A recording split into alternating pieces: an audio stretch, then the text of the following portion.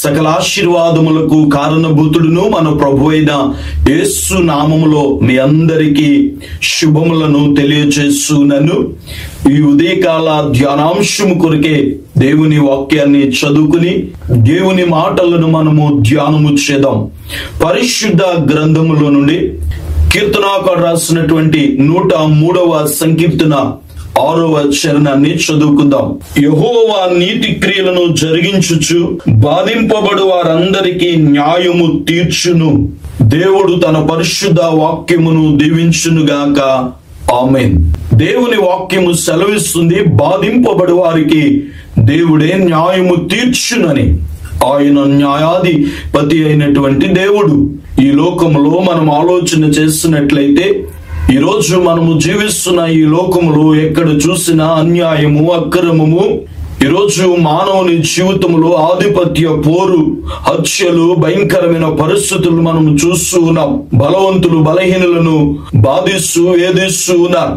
ఎక్కడ చూసినా అన్యాయమే, అక్రమమే ఉంది. ఎక్కడ న్యాయము జరగడం లేదు. న్యాయము కొరకు మనుష్యుడు ఎంత తాపత్రయపడినా మానవ జీవితంలో అన్యాయానికి గురైపోతున్నారు. ఈ మాటలు వినుచుండగా, ఈ ఉదయకాల ధ్యానాంశాలు వినుచున్న సహోదరుడా, ఒకవేళ నీవు అన్యాయానికి గురైపోయేవేమో.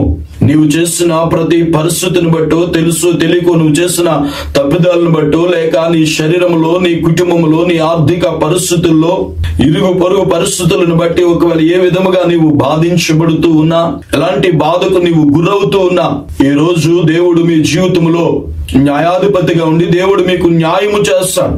నీవు దేవుని యందు నమ్మిక ఉంచి, దేవుని యందు విశ్వాసం ఉంచి, నీ వ్యాజ్యమును, నీ సమస్యను, నీ అవసరతను, నీ పరిస్థితులను దేవునికి తెలియచేసి దేవుని సందులో నువ్వు ప్రార్థిస్తే దేవుడే నీ జీవితంలో న్యాయము చేస్తాడు. ఈరోజు బలవంతులు బలహీనులను బాధిస్తూ ఉన్నారు. ఈరోజు మనిషి న్యాయం కొరకు ఎన్నో ప్రయత్నాలు చేస్తూ ఉన్నారు. ఎంత ప్రయత్నం చేస్తున్నా ఎక్కడ న్యాయం జరగట్లేదు. అలాగని న్యాయస్థానాలు లేవంటారా? న్యాయస్థానాలు ఉన్నాయి. అలాగని న్యాయాధిపతులు లేరంటారా? న్యాయాధిపతులు ఉన్నారు, వాదించేవారు ఉన్నారు, అయినను న్యాయము జరగటం లేదు. అయితే ఈ రోజు ఒకవేళ ఎన్ని న్యాయస్థానాలకు మనం వెళ్ళినా, ఎవరి దగ్గరికి వెళ్ళినా, నీ జీవితంలో ఒకవేళ న్యాయం జరగకపోవచ్చు, అన్యాయమే జరుగుతూ ఉండొచ్చు. కానీ నీవు నమ్ముకున్న దేవుడు, నువ్వు ప్రార్థిస్తున్న దేవుడు, నీ జీవితంలో ఎప్పుడైతే దేవుని యందు నువ్వు నమ్మిక ఉంచి యథార్థంగా జీవిస్తామో, నీతియుక్తంగా జీవిస్తామో, దేవుడు నీతిమంతుల ఎడల ఆయన న్యాయాధిపతిగా ఉండి ఆయన న్యాయము తీర్చే దేవుడు. దేవునికి స్తోత్రం. ఆయన ఎన్నడూ నిన్ను మర్చిపోయేవాడు కాదు. ఎన్నడూ ఆయన నిన్ను విడనాడేవాడు కాదు. తన బిడలు బాధించబడడం, తన బిడలు వేధింపబడడం ఆయన చూస్తూ ఉండే దేవుడు కాదు. ఆ దేవుడు మీ జీవితాల్లో గొప్ప న్యాయాధిపతిగా ఉండి దేవుడు మీ పక్షముగా న్యాయము తీర్చే దేవుడైన దేవునికి స్తోత్రం. పరిశుద్ధ గ్రంథం ఈ రీతిగా తెలియచేస్తుంది. విలాప వాక్యాలు 3వ అధ్యాయము 59వ వచనాన్ని చదువుకుందాం. యెహోవా నాకు కలిగిన అన్యాయము నీవు చూచి ఉన్నావు, నా వ్యాజ్యము తీర్చుము. చదివిన వాక్యమును చూచినట్లయితే యెహోవా నా జీవితంలో న్యాయము తీర్చుమని సెలవిచ్చినట్లుగా ఈరోజు ఒకవేళ అన్యాయానికి గురైపోయేమో, నిన్ను బాధించేవారు బలవంతులై, నిన్ను బాధించేవారు శక్తివంతులై ఉండొచ్చు. ఈరోజు ఏ పరిస్థితుల్లో, కుటుంబ సభ్యులను బట్టా, లేక అన్నదమ్ములను బట్టా, లేక నీ యొక్క జీవితంలో ఏ పరిస్థితులను బట్టి నీవు అన్యాయానికి గురవుతూ వస్తున్నావో, ఈరోజు మనిషి ఏదో ఒక సందర్భంలో, ఏదో ఒక పరిస్థితిలో అన్యాయానికి గురైపోతుండు. ఎవరు మాకు న్యాయము తీరుస్తారని ఎదురు చూస్తున్న మీకు దేవుని యొక్క శుభవర్తమానము తెలియచేస్తున్నాను. దేవుడు న్యాయము తీర్చమని ప్రార్థన చేస్తే దేవుడు మీ జీవితంలో గొప్ప న్యాయాధిపతిగా ఉండి మీకు న్యాయమును తీరుస్తాడు. నా దేవుడు, నేను ప్రకటిస్తున్న ప్రభు ఎంతో శ్రేష్ఠుడు.